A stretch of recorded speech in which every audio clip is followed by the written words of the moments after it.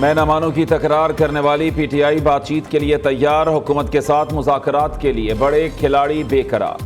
असद कैसर का स्पीकर कौमी असम्बली अय्याज सादिक से टेलीफोनिक राबता, कुछ देर बाद पार्लियामेंट में मुलाकात का इम्कान। दोनों रहनुमाओं में मौजूदा सियासी सूरत हाल पर तफसीली गुफ्तगू होगी। तहरीक इंसाफ के सेक्रेटरी सलमान अकरम राजा ने कहा, अभी हुकूमत के साथ मुज़ाकरात का बाज़ाब्ता आगाज नहीं हुआ। मुलाकात में पीटीआई के मुतालबात पेश किए जाएंगे। तहरीक इंसाफ की मुज़ाकराती कमेटी से पीपल्स पार्टी भी लाइल्म।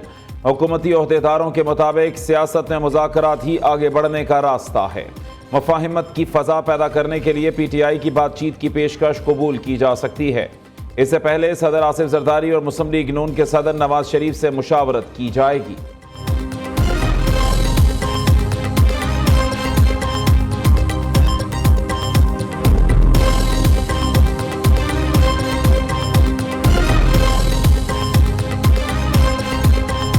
जनाब स्पीकर, इतना तो बंदा खर्च करे कि अगर गोली चले भी तो कोई जवाब दे दो, रिमोर्स शो करो, उसकी अपॉलॉजी करो, उसका केस करो, उन लोगों को कंपेंसेट करो। बहुत हो गया। अब 9 मई की जो धूल है वो बैठनी चाहिए। 9 मई की धूल अब बैठनी चाहिए। हकीकत की तरफ देखो। अगर आप कमीशन नहीं बनाते, आप लोगों का नहीं करते, तो ये धूल आप बिठाएं, आगे की तरफ बढ़े। लेकिन सबसे पहले हमारा मुतालबा है कि जो रिस्पॉन्सिबल लोग हैं इनको जस्टिस करवाए। बेहतर होगा 9 मई की धूल बिठाएं, आगे बढ़ें, दोबारा सड़कों पर आने के लिए मजबूर ना करें। हमारे कारकुन जेलों में पड़े हैं, उन्हें छोड़ा जाए। बैरिस्टर गौहर का मुतालबा, कोशिश कर रहे हैं मुज़ाकरात शुरू हों। पार्लियामेंट हमें मुज़ाकरात के जरिए रास्ता फराहम करे। चेयरमैन पीटीआई का कौमी असम्बली में इजहार ख्याल, कहा तहरीक इंसाफ ऐवान से इंसाफ चाहती है। मुजाहरीन में से किसी के पास असलहा नहीं था। अगर गोली चली तो जिम्मेदारी तो आयद होनी चाहिए। हुकूमत हौसला करके कह दे गोली तो चली है, मुतासरीन को मुआवजा अदा करें। साहबजादा हामिद रजा ने मीडिया से गुफ्तगू में कहा, मुज़ाकरात के लिए पहले भी तैयार थे, अब भी हैं। 5 रुकनी कमेटी को बातचीत का मैंडेट हासिल है। जो भी मुज़ाकरात करना चाहे वो राबता कर सकता है।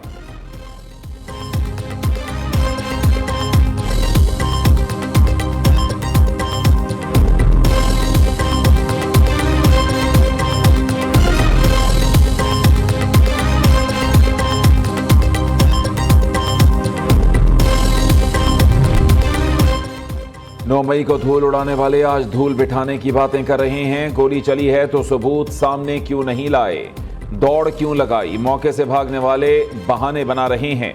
तहरीक इंतशार गोली चलने का झूठा बयानिया बना रही है। वफाकी वज़ीर इत्तलात अता तारड़ का रद्द अमल, कहते हैं गुलैलों, पत्थरों, असलहे से लैस शरपसंदों ने वफाक पर चढ़ाई की। पुलिस और रेंजर्स के जवानों को शहीद और जख्मी किया। मदावा कौन करेगा? शहीद जवानों का खून किसके हाथों पर तलाश करें। सनह 9 मई के तमाम सबूत मौजूद। तहरीक इंसाफ की पूरी क़ियादत मुलव्वस है।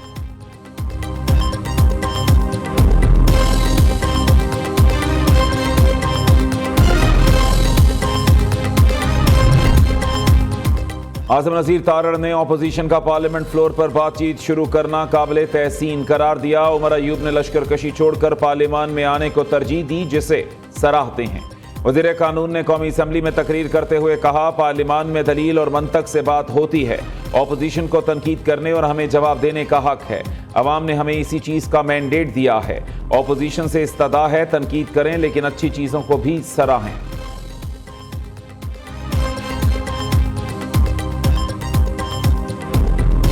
हमने माजी से सबक नहीं सीखा और ये यलगार से कोई मामला हल नहीं होते। क्या ये एहतजाज पीसफुल कहलाया जा सकता है कि पहले वो जो फ्रंट रॉ है, जो 100-150 बंदे हैं, हरावल दस्ता, वो क्लियर करेगा और फिर ऑनरेबल लीडरशिप आएगी। भी आप आगे आओ ना। Almost more than 3 dozens are Afghani nationals. आपने 9 मई को तमाम रेड लाइंस क्रॉस की। मेरा जैसा रिकंसिलिएटर भी आज कुछ नहीं कर सकता जब तक उनका फैसला ना हो। आपने एक और 9 मई जो है वो 24 नवंबर को कर दिया। अगर कोई बंदा फौत हुआ है और मारा गया है, उसके पर्टिकुलर्स तो होंगे ना, तो प्लीज दें पर्टिकुलर्स। जो बीजा है वो काटना पड़ेगा। पहले 2018 का जवाब दें, इलेक्शन किसका था, किसको जितवाया क्या। फिर 2024 का मैंडेट पीटीआई वापस ले ले। डी चौक में जो बंदे मारे गए उनके शनाख्ती कार्ड दिखा दें। किसी के पास सबूत हैं तो दें, वजीर आजम से बात करूंगा। इसहाक डार की पीटीआई को ऑफर्स। मशवरा दिया, मुल्क को बदनाम करना बंद करें, हमें माजी से सबक सीखने की जरूरत है। यलगार करने से मसाइल हल नहीं होते। नायब वजीर आजम और वजीर खारजा ने सेनेट इजलास में इजहार ख्याल करते हुए कहा, पीटीआई दौर में चेयरमैन नैब को बुलाकर केसेस बनाने का कहा जाता था। 9 मई को रेड लाइंस क्रॉस की गई। आपने 24 नवंबर को एक और 9 मई कर दिया। बानी पीटीआई को बहुत से केसेस में रिलीफ मिला, अब भी मामलात अदालतों में हैं।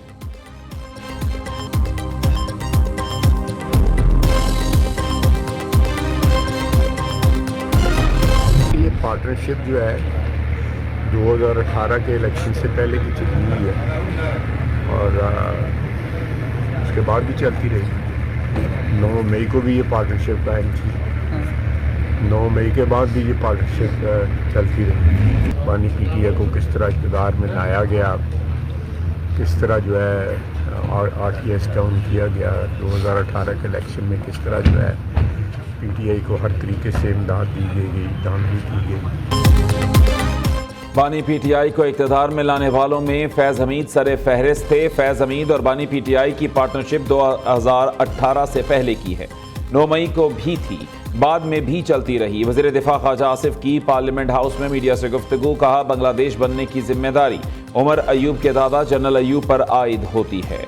उन्होंने अब सूबाइयत कार्ड का इस्तेमाल शुरू कर दिया। वज़ीर आला खैबर पख्तूनख्वा सूबे के काम करने की बजाय वफाक पर हमले करते हैं। सिविल नाफरमानी की तहरीक शुरू नहीं होगी।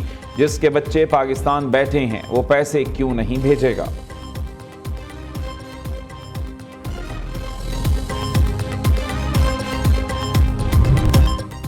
वज़ीर आज़म से गवर्नेंस की बेहतरी के लिए नए तय्युनात शुदा माहिरीन की मुलाकात। शहबाज शरीफ ने कहा, माहिरीन की तय्युनाती से फैसला साजी के अमल में बेहतरी आएगी। अवामी मफाद के अहम फैसलों पर माहिरीन की राय से मुस्बत नताइज मुरत्तब होंगे। हुकूमत मुल्क के हर शोबे में बेहतरी के लिए इस्लाहात का एजेंडा नाफिज कर रही है।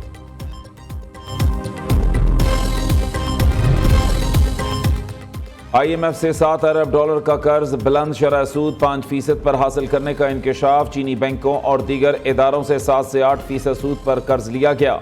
सेनेट की कायमा कमेटी बराए खजाना ने IMF और कमर्शियल बैंकों से हासिल करदा कर्ज की शराइत पेश कर दी। 3.37% SDR रेट, 1% मार्जिन और 50 बेसिस पॉइंट सर्विस चार्जेस शामिल।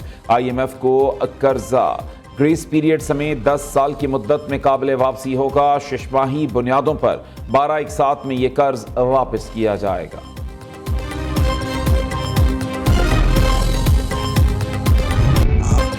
वज़ीर आला पंजाब मरीम नवाज का शंघाई पहुंचने पर शानदार इस्तकबाल किया गया। जिनको सोलर कंपनी का दौरा किया, वज़ीर आला और उनकी टीम को सोलर टेक्नोलॉजी और मयाली सोलर मसनूआत पर तफसीली ब्रीफिंग दी गई। मरीम नवाज ने सोलर टेक्नोलॉजी के फ़रोग की कोशिशों को सराहा। कहा, पंजाब को काबिल तजदीद तवानाई का मरकज़ बनाना हमारा आज़म है। मरीम नवाज की कम्युनिस्ट पार्टी ऑफ चाइना की शंघाई कमेटी के डेप्यूटी सेक्रेटरी मिस्टर जोजोइंग मिंग से मुलाकात। दोनों रहनुमाओं का पंजाब और शंघाई के दरमियान मुआशी ताल्लुकात को मज़ीद मुस्तहकम करने के आज़म का इजहार। तिजारत, सरमायाकारी, टेक्नोलॉजी और दीगर शोबों में ताअवुन को मज़ीद फ़रोग़ देने पर जोर दिया।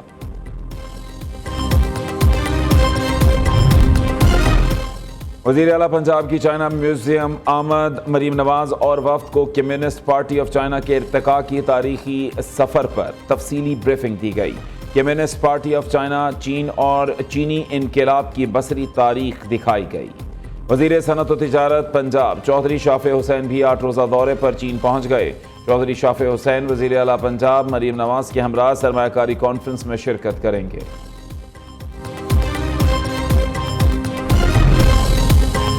मुस्लिम लीग नून और पीपल्स पार्टी के रहनुमाओं के दरमियान स्पीकर कौमी असम्बली अय्याज सादिक के चैम्बर में गैर रस्मी मुलाकात। दोनों जमातों का वर्किंग रिलेशनशिप को बेहतर बनाने पर इत्तफाक। पार्लियामेंट के अंदर और बाहर अहम कौमी और सियासी उमूर पर ताअवुन जारी रखने का फैसला। दोनों जमातों ने राबता कमेटियों की बातचीत पर भी इत्मीनान का इजहार किया।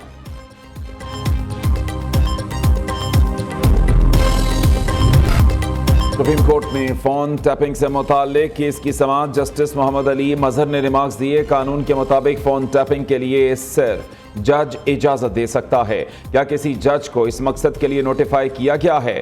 कानून हर किसी को हर फोन टैपिंग की इजाजत नहीं देता। एडिशनल अटॉर्नी जनरल ने कहा, कानून में फोन टैपिंग का तरीकाकार मौजूद है। फेक न्यूज के खिलाफ FIA साइबर क्राइम का क्रैकडाउन। 16 अफराद के खिलाफ मुकदमा दर्ज, 2 गिरफ्तार। मसूद शेख और गौहर खटर फेक न्यूज फैलाने के इल्जाम में गिरफ्तार। बैरून मुल्क मुकीम सहाफी शाहीन सहबाई के खिलाफ भी मुकदमा दर्ज कर दिया गया।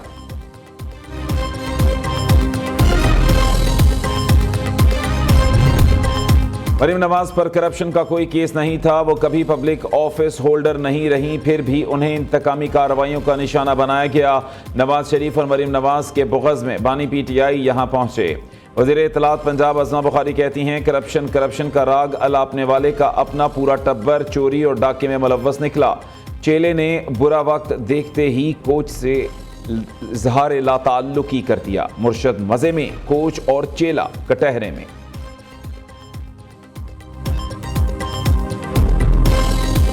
अभी आपके मुतालिक सवाल हुआ है सर, मेरे भाई को मुश्किल में ना डाला कि अच्छा इंसान है। सेनेटर फैसल वोडा और चेयरमैन PTI बैरिस्टर गौहर की पार्लियामेंट हाउस की राहदारी में मुलाकात। दोनों ने एक दूसरे को खुशामदीद कहा।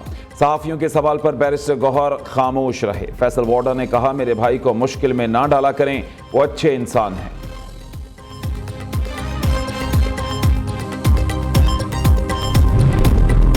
मुश्तरका मुतालिबा था, मदारिस को वजारत तालीम से मुंसलिक किया जाए। प्रोपेगेंडा किया जा रहा है।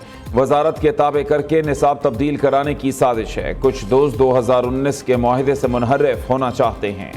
चेयरमैन पाकिस्तान उलमा काउंसिल हाफिज ताहिर अशरफी की कराची में न्यूज़ कॉन्फ्रेंस। कहा, शोर मचाया जाता है, कोई आएगा, मदारिस का निज़ाम तब्दील हो जाएगा। तासुर दिया जा रहा है उलमा और मदारिस के दो तबके आमने सामने होंगे। ऐसा बिल्कुल नहीं। मदारिस अरबिया के आज भी चौकीदार हैं और कल भी रहेंगे।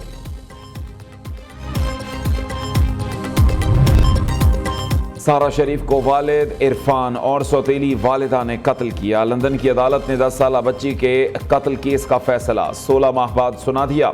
मकतूला का चाचा फैसल कत्ल के इल्ज़ाम से बरी। सारा शरीफ की तशद्दुद ज़दा लाश 8 अगस्त 2023 को घर से बरामद हुई थी। बरतानवी अदालत के जज मिस्टर जस्टिस केवनाथ गन सज़ा का ऐलान आइंदा मंगल को करेंगे। जाड़ा जोरों पर, इस्लामाबाद का पारा -1 तक गिर गया। मरी और गलियात का दर्जा हरारत -2 तक पहुंच गया। स्कर्दू गोपस -7, कालाम कल्लात -6, गिलगित अस्तोर कोयटा -5 रिकॉर्ड किया गया। दीर मालम जब्बा -4 और हुंजा में -3 degree centigrade record. Gilgit Baltistan, बालाई खैबर पख्तूनख्वा, कश्मीर और मुलहिका पहाड़ी इलाकों में चंद मकामात पर हल्की बारिश और बर्फबारी का इम्कान।